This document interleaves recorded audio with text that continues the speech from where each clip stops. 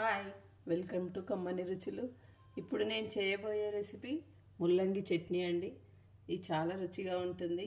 తినని వాళ్ళు కూడా ఇష్టపడి తింటారు. ముందుగా స్టవ్ ఆన్ చేసుకోవాలండి. అందులో కొంచెం ఆయిల్ వేసుకొని 1 కప్పు రాడిష్, 1 కప్పు శనగపిండి అండి. శనగపిండి ఫ్రై చేసుకోవాలి. ఇది ఇప్పుడు శనగపిండి ఫ్రై అయిందండి. దాని తర్వాత ఒక బౌల్లోకి తీసుకొని ఇందులో తురుముకున్న ముల్లంగి,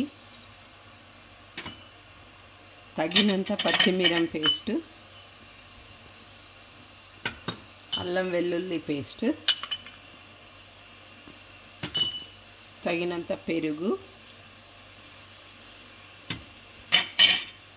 పసుపు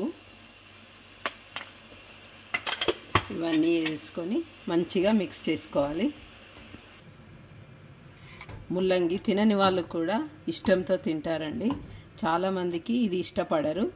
ఇప్పుడు మిక్స్ చేశాక ఇలా ఉంటుంది. రాడిష్ చాలామంది ఇష్టపడరు. ఇలా చేసుకుంటే మాత్రం అందరూ ఇష్టపడతారు. 2 మినిట్స్లో రెడీ అవుతుంది. 2 మినిట్స్ మ్యాగీ లాగా ముల్లంగి చట్నీ 2 మినిట్స్లో అయిపోతుంది. ఇప్పుడు ఇందులోకి పోపు కొంచెం ఆయిల్ వేసి ఎండుమిర్చి, మినప్పప్పు, జీలకర్ర, ఆవాలు మంచిగా ఫ్రై అయిన తర్వాత పోపు మంచిగా ఫ్రై అయిందండి. ఇప్పుడు కొత్తిమీర, కరివేపాకు చిటపటలాడాలి. ఈ పోపు ఇందులో వేసుకొని కలుపుకోవాలి. కమ్మని ముల్లంగి చట్నీ రెడీ. మీరు ఎప్పుడైనా బిజీ ఉన్నప్పుడు తొందరగా అయిపోయే ముల్లంగి చట్నీ ఇలా చేసుకోండి. 2 నిమిషాలలో అయిపోతుంది.